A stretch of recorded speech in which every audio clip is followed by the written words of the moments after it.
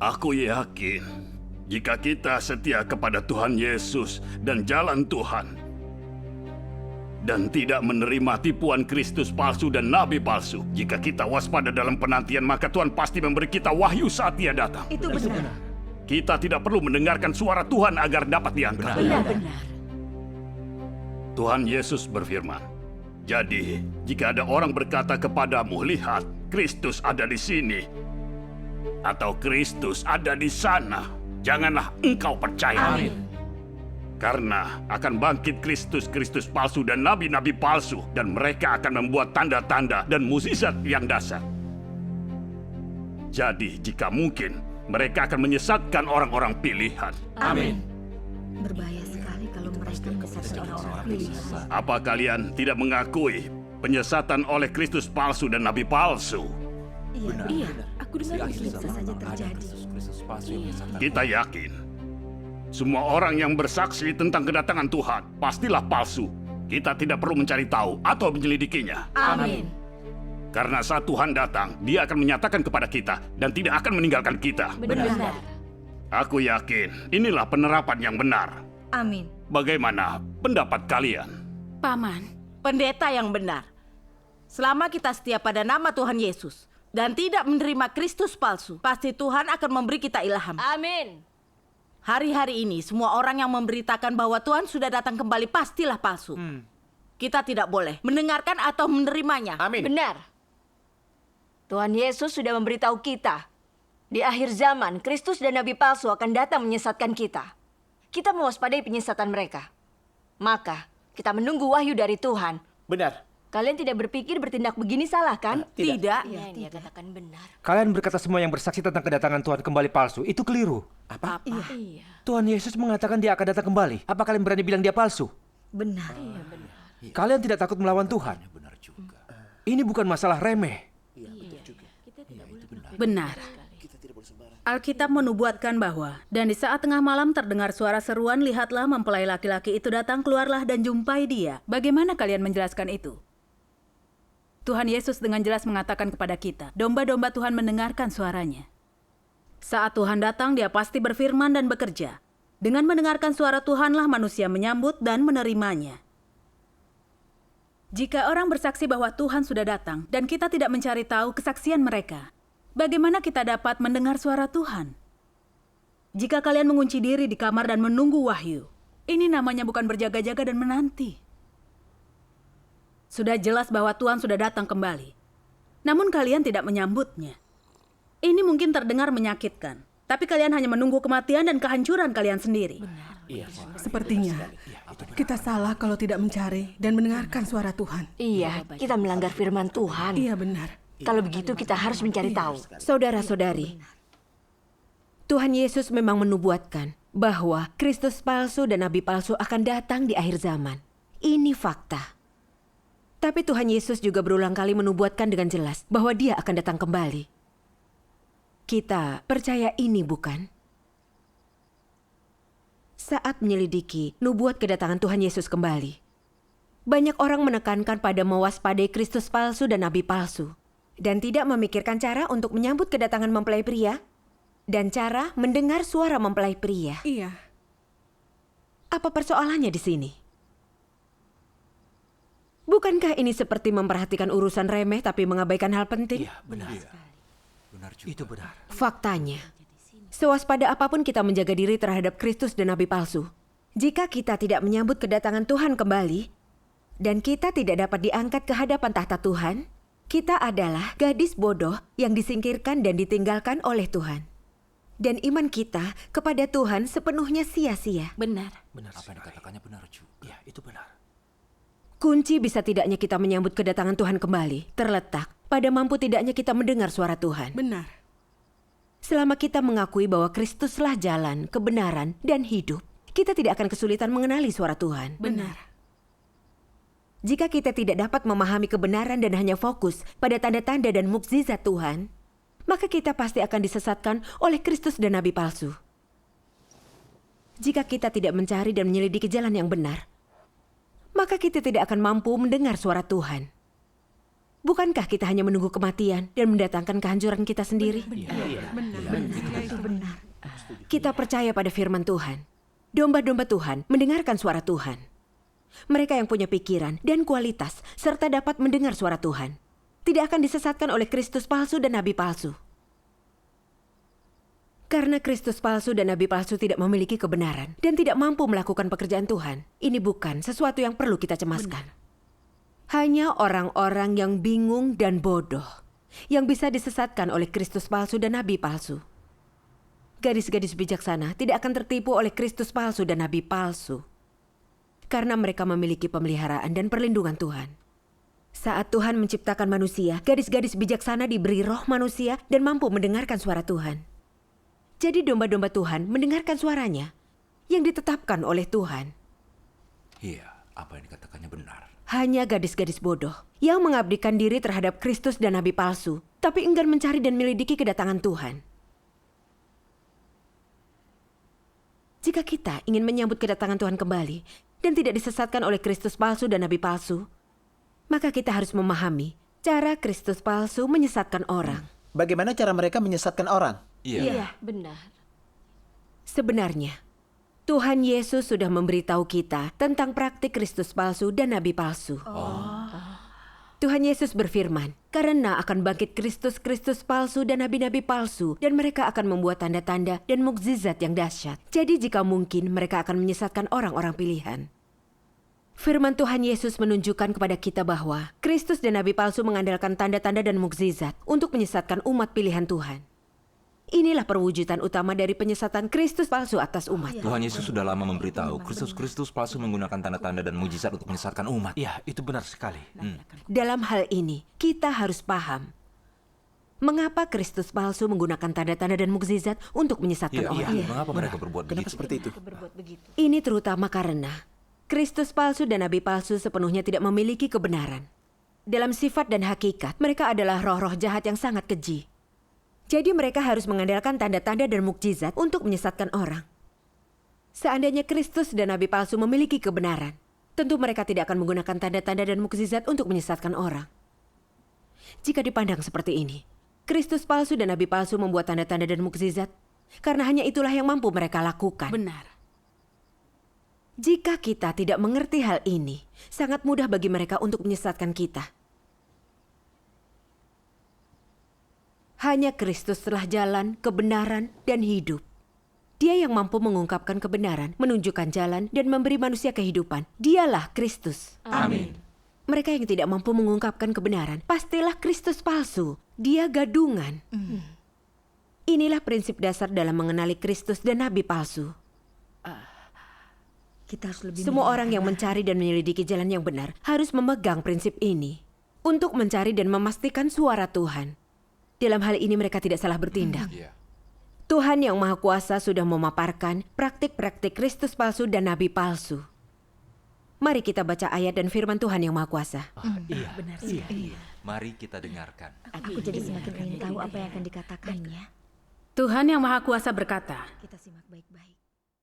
jika di waktu sekarang muncul orang yang dapat memperlihatkan tanda dan keajaiban, mengusir setan, dan menyembuhkan orang sakit, dan melakukan banyak mujizat, dan jika orang ini mengaku bahwa dialah Yesus yang telah datang, maka inilah pemalsuan yang dilakukan roh-roh jahat dan inilah Yesus tiruan mereka.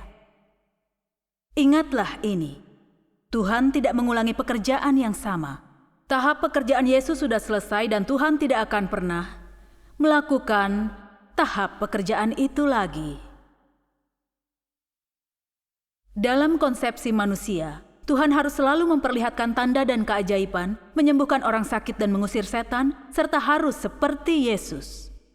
Namun kali ini, Tuhan sama sekali tidak seperti itu.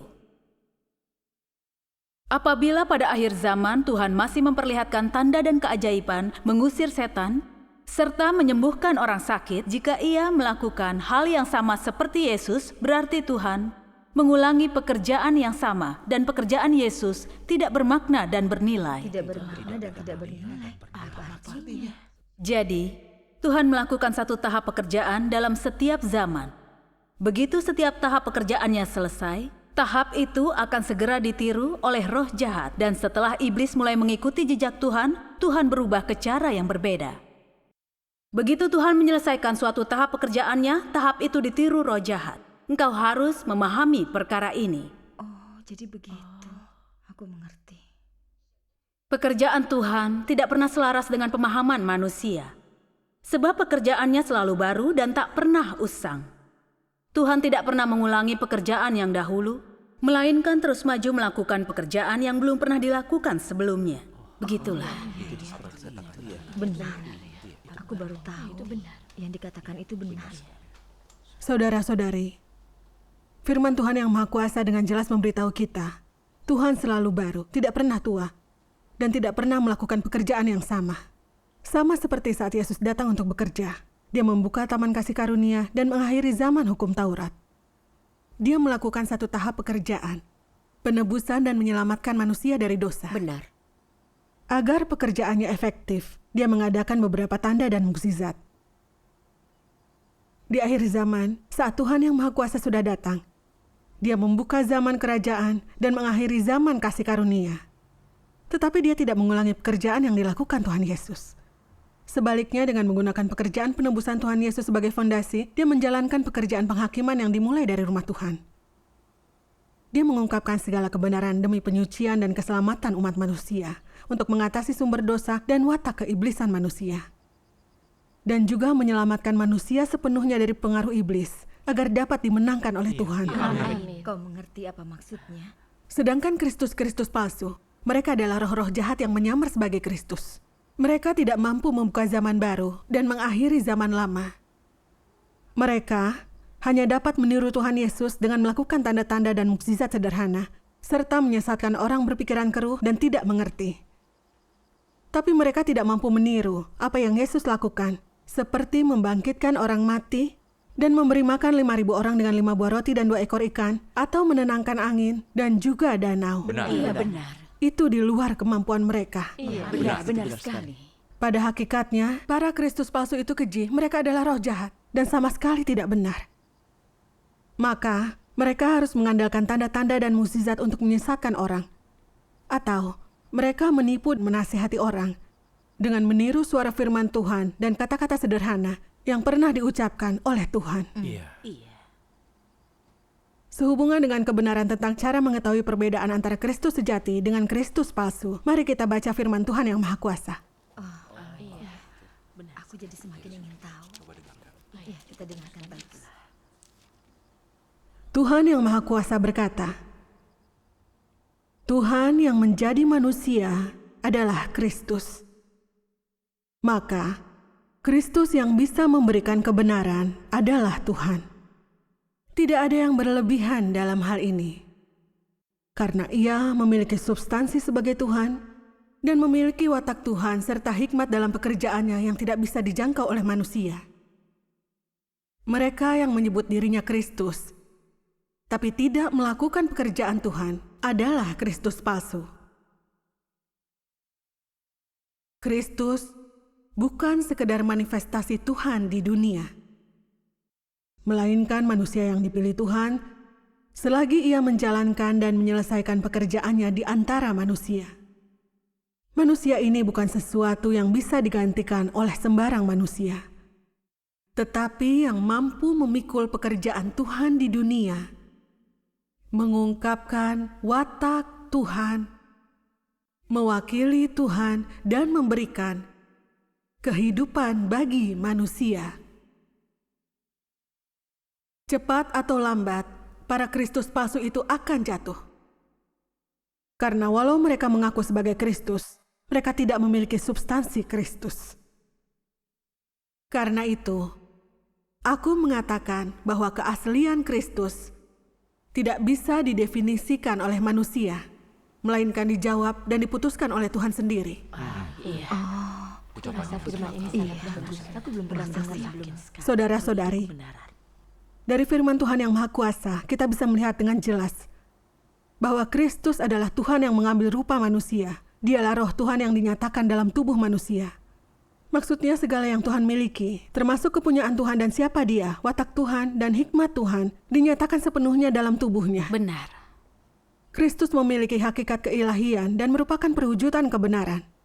Dia mampu mengungkapkan kebenaran untuk memelihara dan menjaga manusia di segala tempat. Hanya Kristus yang mampu melakukan pekerjaan menebus dan menyelamatkan manusia. Tidak seorang pun yang dapat meniru maupun dapat menyangkalnya. Semakin lama semakin menarik. Aku jadi semakin ingin tahu. Benar sekali. Sementara itu, sebagian besar Kristus palsu dirasuki oleh roh jahat. Mereka luar biasa congkak dan tidak masuk akal. Pada hakikatnya, mereka adalah roh-roh jahat dan setan. Maka, tanda dan mukjizat apapun atau bagaimana mereka memelintir tafsiran Alkitab dan bicara tentang pengetahuan dan teori yang muluk-muluk, yang mereka lakukan hanyalah menyesatkan, mencelakakan, dan menghancurkan orang. Benar. Yang mereka lakukan tidak memperbaiki akhlak manusia. Yang mereka lakukan mendatangkan kegelapan dalam hati, membuat kehilangan jalan untuk ditempuh, dan akhirnya ditelan iblis. Iya. Benar sekali. Bagaimana? Bisa dimengerti, semua Kristus dan nabi palsu inkarnasi iblis, setan-setan jahat yang datang untuk mengganggu dan mengacaukan pekerjaan Tuhan. Jadi sebanyak apapun orang yang mereka sesatkan, mereka celakakan, atau mereka hancurkan, mereka akan segera tumbang dan binasa. Karena mereka sama sekali tidak memiliki kebenaran. Iya. Saudara-saudari, Aku setuju jika kita benar-benar memahami kebenaran tentang cara membedakan Kristus sejati dan Kristus palsu, maka tidak mungkin kita akan menolak mendengarkan suara Tuhan atau menyambut penampakan Tuhan karena takut disesatkan oleh Kristus palsu. Benar. Iya, itu memang benar. Iya kan? Benar sekali. Iya. Di masa lalu, kita mewaspadai para Kristus dan para nabi palsu. Walaupun orang bersaksi Tuhan Yesus sudah datang kembali, kita tidak berani keluar dan menyambutnya. Hari ini, setelah mendengar firman Tuhan yang Maha Kuasa, ada terang dalam hatiku. Syukur kepada Tuhan. Aku mengerti Kristus adalah roh Tuhan dalam rupa manusia. Iya. Dan hakikat Kristus itu ilahi. Dia mampu mengungkapkan kebenaran dan memelihara manusia. Dia melakukan pekerjaan baru, membuka zaman baru dan menyelamatkan manusia. Itu benar. Dan para Kristus palsu dirasuki roh jahat. Mereka tidak akan mampu mengungkapkan kebenaran atau menyelamatkan manusia. Hanya mengandalkan penafsiran Alkitab yang salah, bicara tentang pengetahuan dan teori, mengadakan tanda dan mukjizat untuk menyesatkan. Amin. Hari ini, kita sudah membuat pembedaan. Dan tak perlu lagi takut terhadap tipuan Kristus palsu dan nabi palsu. Iya.